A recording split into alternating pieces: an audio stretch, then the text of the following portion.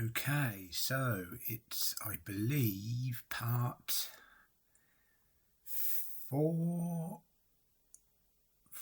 five of this Sopranos rundown ramble on TV tropes. I should have made sure of that before, really, shouldn't I? What part it was. Anyway, so I mentioned in the previous one, this is one of my favourite episodes of the show. Season 6, episode 2, The Happy Wanderer.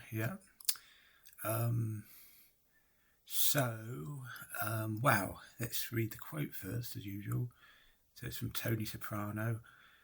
I see some guy walking down the street with a clear head. You know the type. He's always fucking whistling, like the happy fucking wanderer. I just want to go and rip his throat open. I want to fucking grab him and pummel him right there for no reason. Why should I care if a guy's got a clear head?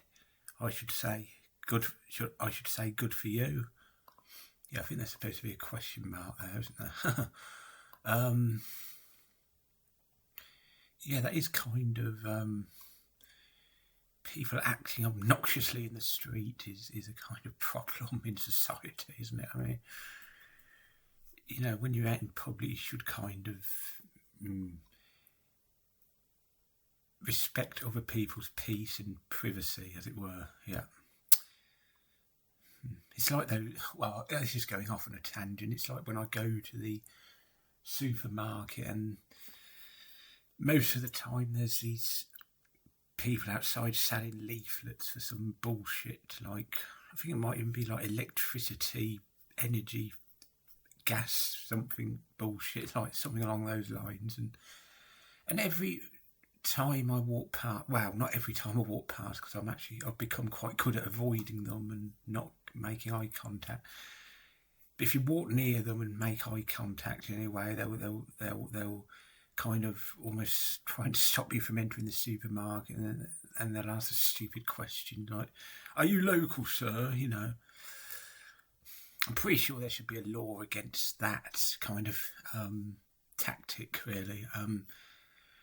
I don't mind. I don't mind people selling things in the street or even outside the supermarket, but very much do have a problem with people with harassment outside of the supermarket. I mean, they should just have their stall or whatever outside the supermarket, and you can go up to them if you're interested. They shouldn't harass people. Yeah, that's a little rant I want to get out of the way. Yeah, bloody hell! I said all that on the episode of the episode The Happy Wanderer of The Sopranos. Yeah, let's talk about going off on a tangent. Anyway, does kind of relate to the quote though, doesn't it? So the screenshot is from the episode. This one of the main scene in the episode, the executive game, I think. Although it doesn't look like, I think this is Davy Scatino on the right. I'm not sure who this is on the left. It's not Tony, is it? No, that's really weird. I'm not sure who that is. It's not Richie, is it? Or is it? I don't know. Because it's Dave. Yeah, because Dave isn't sitting down at the table. Because later on they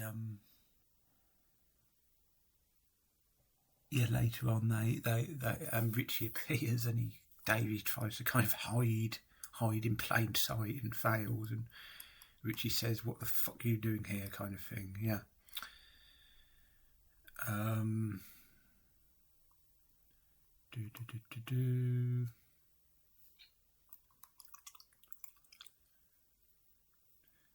what's this? Born in the wrong century. This should be interesting. Junior laments that had Eckley been born later, the family would have had a lot more resources to help him with his disability, and might have been able to be a contributing member of society. Instead, they had no choice but to leave him in an institution. He was born in the same century as as as many kind of 20-somethings of today and 30-somethings of today. So, and they obviously weren't, generally speaking, put in whatever it was, institutionalised. If they had whatever it was that Eckley had, was it like Down syndrome, I think? Yeah. So, yeah, but that's what would be called a downplayed example, perhaps. Yeah. Brick jokes, these are always fun too. Christopher mentions to Sean and Matt that Silvio has a bad temper whenever he's on a losing streak. Tony later exploits Silvio's hair-triggered temper by having Matt sweep cheese from under the table. Yeah, that's one of the funniest moments of this episode, this season, I'd say. Yeah. Foreshadowing. I haven't done many of these. Sunshine, the dealer who loves small talk, even with the likes of Silvio Dante. Remember that when he shows up again. Remember that when he shows up again as the dealer for a future poker game. Yeah, that's at the end of season 3, isn't it? Yeah, it's kind of funny how they make use of these one-time characters. They make a lot of one-time characters two-time characters, so to speak. Yeah, which I think is something I've said before. I've said that exact phrase before, which almost sounds like a terrible attempt at a pun, doesn't it? Two-time character. Yeah. Long lost relative, that would be about Eckley again. Retirony, oh, this is good. Uncle Tom died a single day after his retirement after being blown off his roof by a gust of wind while trying to fix a satellite dish. Yeah, there's the other great example of retirony in The Sopranos, I guess, is the cop who supposedly killed Dickie Moltisanti. You know, he died literally the night of his retirement party, getting back from his retirement party. Probably a better example, isn't it?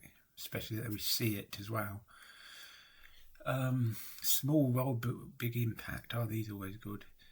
Davey, I'm going to edit that because that's spelled with a Y, not an IE. He's put on a bus shortly after the executive game, but Richie seeing him there becomes yet another factor in the growing enmity between Tony and Richie. Yeah.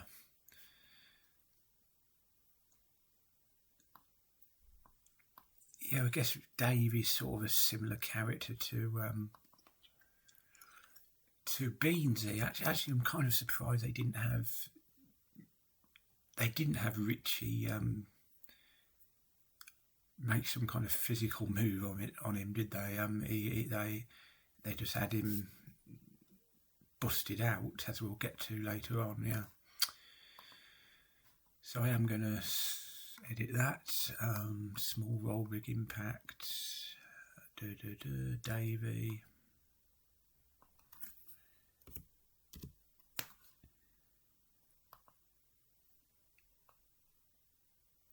Oh, there's a lot of it here. Oh, I can't. Oh, I'm just going to edit David. I mean, it's annoying because it's referred to as David, Davey, IE, and Davey. There's a Y there. Yeah, David Scatino. Yeah. Yeah. Let's just leave it. Actually, who cares? It's not the most important thing, is it?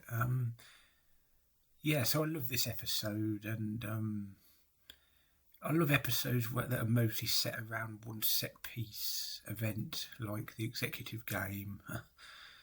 It just kind of builds tension slowly. It's kind of like a 12 Angry Men sort of thing, really. I think that's sort of where a lot of this kind of thing comes from. You know, obviously, it's not a courtroom thing, but you know what I mean. It's kind of using one location, one set-piece can build more tension than using a lot, I think. Yeah. Let's look at the trivia and YMMV tabs for once. Yeah. So trivia, the cast show off. Jamie Lynn Sigler Meadow performed songs at several points during the episode. Yeah. First appearance of Vito Spatafore. Wow. Second appearance of the actor who played Gino in the bakery in the first season. Yeah. One scene wonder. Even long-time fans are often surprised to learn this episode marks Eric Scatino's only on-camera appearance, although he's referred to as latest season 3. Yeah, he's kind of slightly annoying, shall we say. Perhaps it was better that he was only in one episode. Real life relative, Tony Sirico's real life older brother Carmine. That's brilliant. He's named Carmine's older brother. Yeah, probably read that before somewhere, but doesn't know less brilliant. Appears as a nameless dealer in a Creel's small stakes poker game. His few words of dialogue are spoken off camera. Oh, so it's not the actual dealer. It's not. That's not the executive game. Yeah. Okay. It's not the sunshine guy. That's what I mean. Yeah. So YWMV is alternative character interpretation.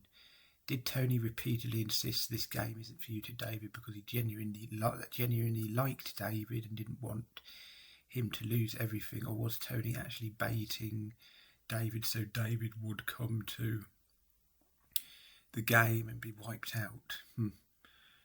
A legitimate argument can be made either way.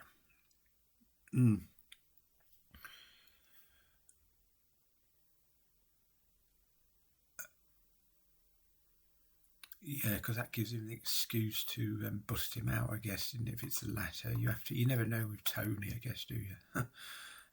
Tony collecting part of the debt by seizing Eric's car and immediately gifting it to Meadow. Eric's good friend seemed like a classic idiot ball moment, and Tony being Tony, because it inevitably causes a blow up. However, it is also possible that Tony knew exactly what he was doing, showing Meadow the ugly reality of how he funds the life she enjoys as a mafia princess. Yeah, I mean, that's a good point. I don't know. Maybe he just wants to please her, and he isn't even aware of how that would be offensive to her or something. I don't know. Anyway, what else do we have in this episode besides the car game? Obviously the Meadow, Eric, Davey stuff, or the Scatino stuff. Obviously we've got the therapy session as well.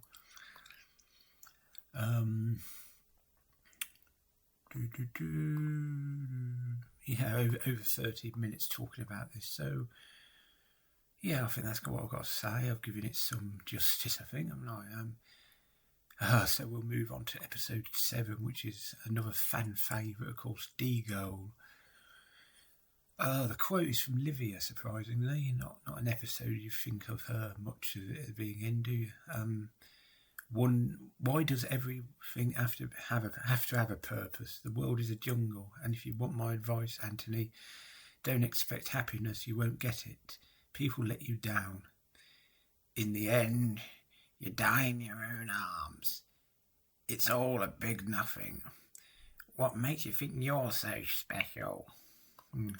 Terrible impression, if it was even an impression at all. There's something in that, to be honest, isn't there? I mean, this whole purpose thing. I prefer I think you should show compassion in everything, but not everything should have to have a purpose, as in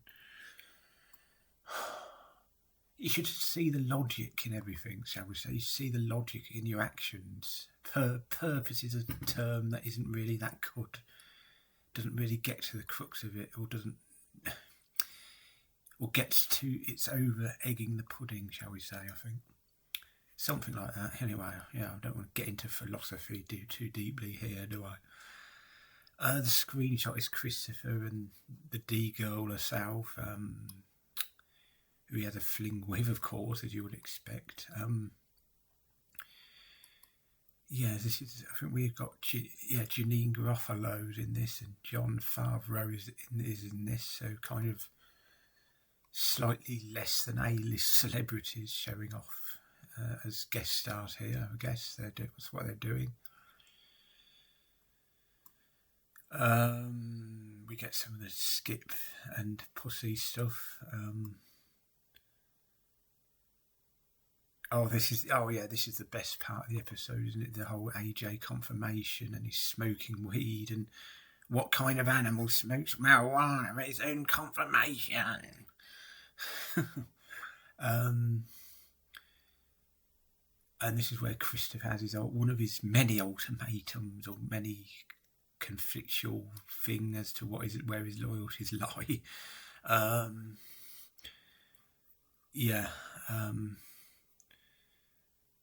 And Big Pussy is crying because he's also got conflicting loyalties as well. Of course, that's kind of the point, isn't it?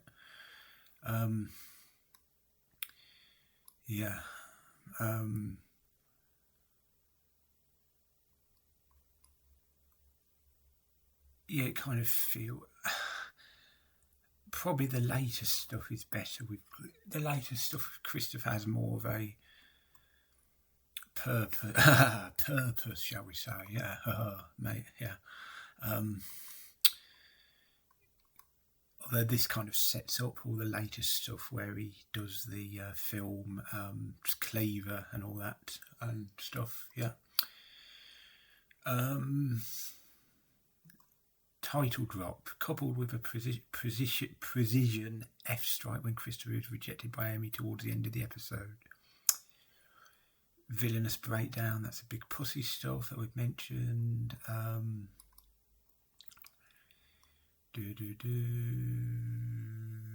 Dark and troubled past. Pussy reveals that his little sister died of cancer when he was younger. Yeah, that's not the only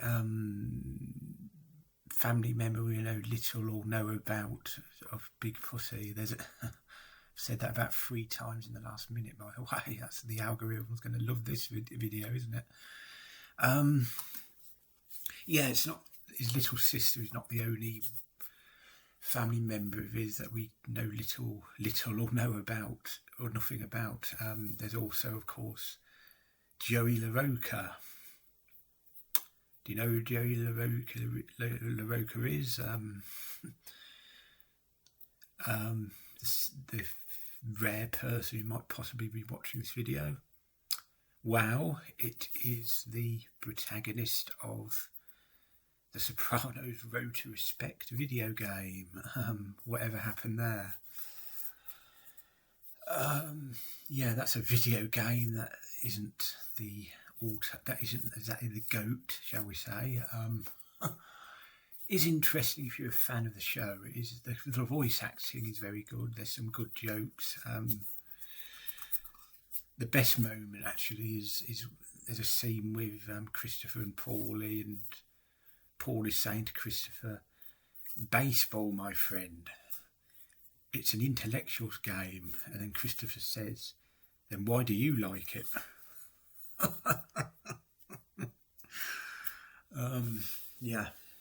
That's about the highlight of that, I think.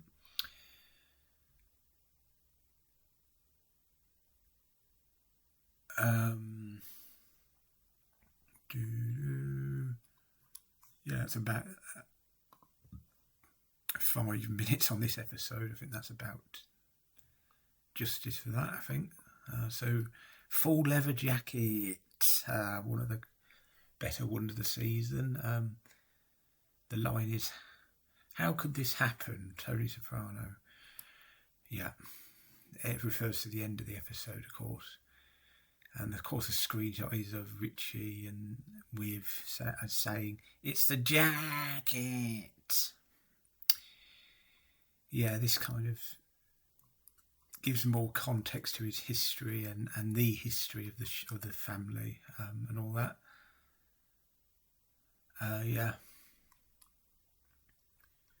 So basically it's the Christopher gets shot episode most. It also has this great moment as well with the jacket. And apparently Meadows... Oh, this is the episode where Carmela wants to get Meadow into a good university, so she gets Jean Cusamana to contact Jonas, the twin sisters, and eventually bakes her a pineapple cake or something like that. It's a passive-aggressive form of intimidation, kind of picking up Tony's tactics there, I think. Probably the most ruthless she ever is, actually, Carmela. Yeah.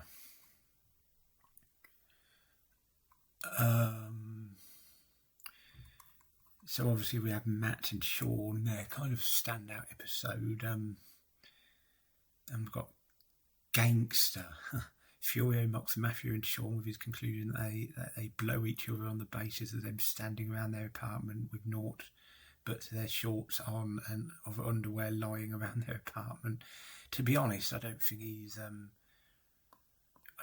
wrong in that conclusion. To be honest, I think they probably do. I think particularly how Matt is upset, a bit too upset when Sean gets killed. It's not something that a mobster or even a wannabe mobster would be that upset. You know what I mean? If there wasn't something more going on. And we also get the Tony joke about San Francisco. Yeah, here it is. Yeah, that's interesting. There's multiple examples of that in this episode. I don't know what they're getting at there. I mean, there's usually some reason for everything, and I suppose they're.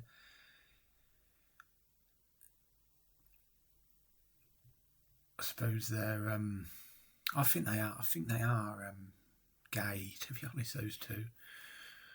Yeah. Each to their own, as they say. Wham episode, after what had been a fairly low-key season up to this point. Yeah, I guess it had.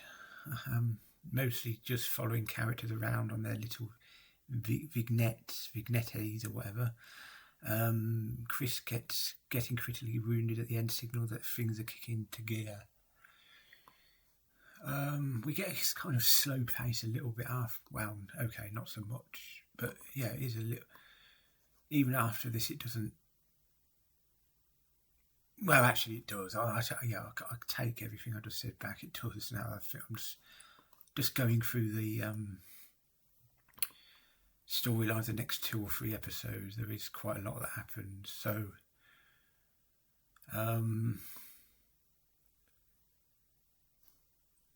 yeah, let's get on to that next one then, which is From Where to Eternity. And this is the quote is, what, from Tony Soprano? What? How? You've been listening to me? No, for the same reasons. We're soldiers. Soldiers don't go to hell.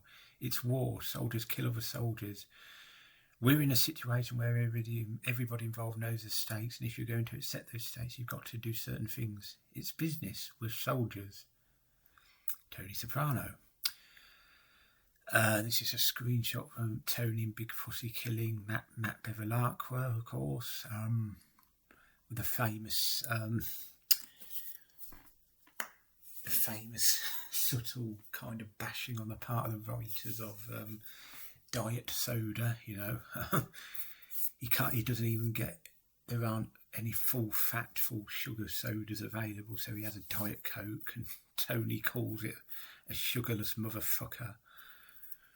Which seems like a reflection of probably Tony's attitudes and maybe even the writer's attitude towards diet soda. But anyway, cultural posturing. We haven't read anything like this as a trope so far in this. Christopher is so fiercely proud of his Italian-American culture that he considers being in an Irish bar where it is St. Patrick's Day every day to be how. Wow, yeah. It might be anyway, I suppose, but no, it might be heaven actually. For me it would be closer to heaven, I have to say.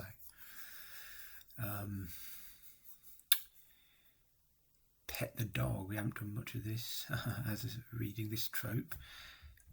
Pussy, Sylvia and Paulie do this when they consult Adriana over Christopher getting hospitalised. Paulie also confronts his Gumar's children when they are being awakened by his night terrors.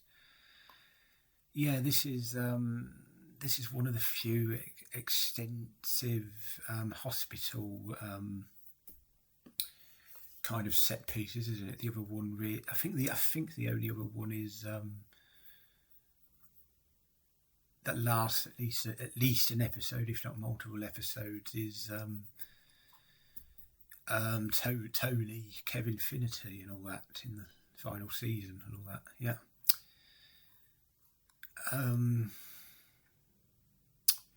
So what else? So other than Matt getting whacked, we get the Malfi scene again. Of course, this is where we get Carmela and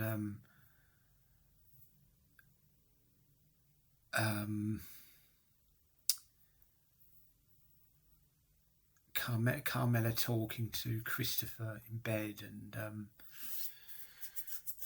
in hospital bed, and Christopher Carmela basically says that he's not going to hell, or assures him that he's not going to hell, and there's a lot of stuff like that. And of course there's the whole 3 o'clock thing in this episode with Paulie and Christopher. So yeah, foreshadowing. Chris's near-death experience and a vision of a mundane afterlife after getting shot will resonate with Tony going through very similar things in a future season when he gets shot. That connects to the whole. That does seem to connect to long-term parking, doesn't it, for Christopher? I think, yeah.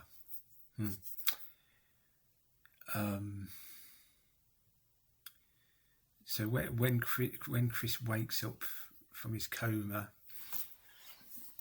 the first person he asks to see is Tony and Paulie, not Adriana. Yeah. Paulie expresses concern about how frequent Christopher is using his morphine drip. Yeah. Yeah, the drug thing that he gets onto later. Oh, and Tony has decides to have a vasectomy, or is more open to the idea after Carmelo insists on it. I think because of the whole Irina Gumar thing. Yeah.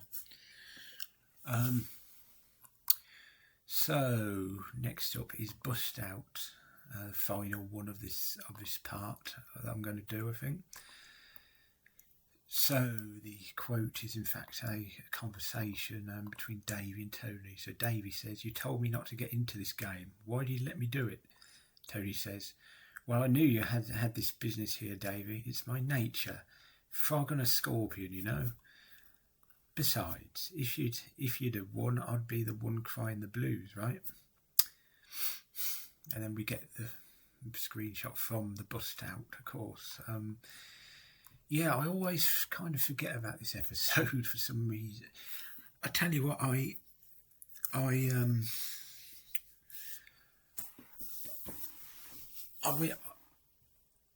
over the years I've watched like a random episode of The Sopranos on certain nights where I'm doing certain things, you know, liquid things, and so while I'm swigging away my booze, as it were, I will put on a random episode of The Sopranos, and for some reason this is one I've skipped over a lot, or hardly ever put on in those circumstances, and I've probably mostly only ever seen it when I've done like binge of the whole series, which is probably only a handful of times. So yeah, it's probably one of the least episodes I've seen the least of the whole show, which is a shame because it's one of the best. Well, it's one of the best of the season. I wouldn't put it in like my all-time top 10, but it's a very good. It's a sequel to the Happy Wanderer, basically, isn't it? And the final episode of this season, which we'll get to in the next episode, in my next episode, is a kind of you get a scene where it's kind of an epilogue of the whole Scatino storyline, isn't it? So yeah, title drop. Davey, when he describes Tony's debt collection process to Vic. Yeah, Vic is his brother-in-law who is also having a fling with, or wants to have a fling with Carmela. Carmela wants to have a fling with him too. Obviously, there's a whole issues there. Janice and Richie, the gunpoint stuff. Yeah, that's this episode. Interrupted by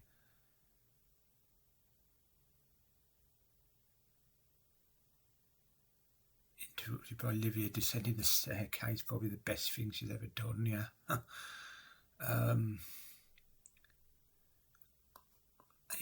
This is the episode where the Beverlark was shooting the two pompous upper middle class types. Or the guy had phoned in and basically grassed them up. Changed his mind when he saw it in the paper that Tony and Pussy were connected to the mob, the mafia. Yeah, what a coward! And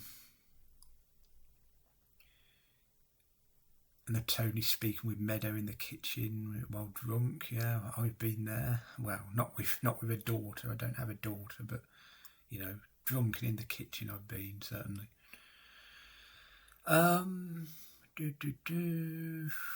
What else we got? There's something. The whole Davey kind of attempt on his own life. On the pool table with a gun, but he just about gets out of it with his wife comes down and he pretends that he's fixing a light bulb or something, a leak in the roof or something like that. Yeah, there's a couple of awkward moments where that's interesting, actually, because was it in a couple of episodes prior to the full leather jacket episode, there were a couple of different, seemingly unrelated jokes about homosexuality, and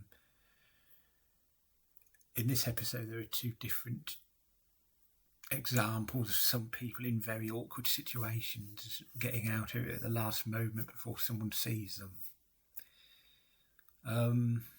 I might have to edit that, maybe edit that in and edit that into the other into the full leather jacket. That if there's a trope that applies to that kind of thing.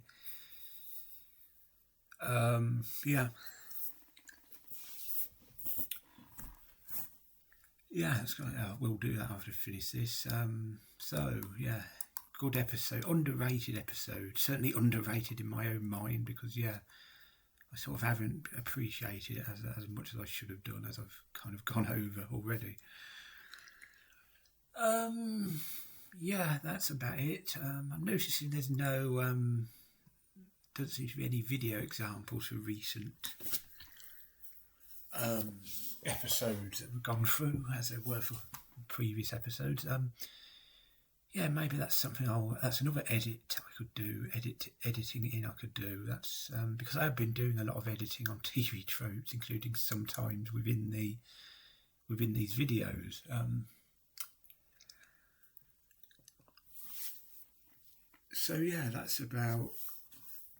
That's about what I want to say for this. So next episode will be House Arrest. A kind of build-up episode to the final two, shall we say. Yeah, so I think that's about it. It's well over half an hour again, so that'll be it for this episode of mine, and thank you for watching.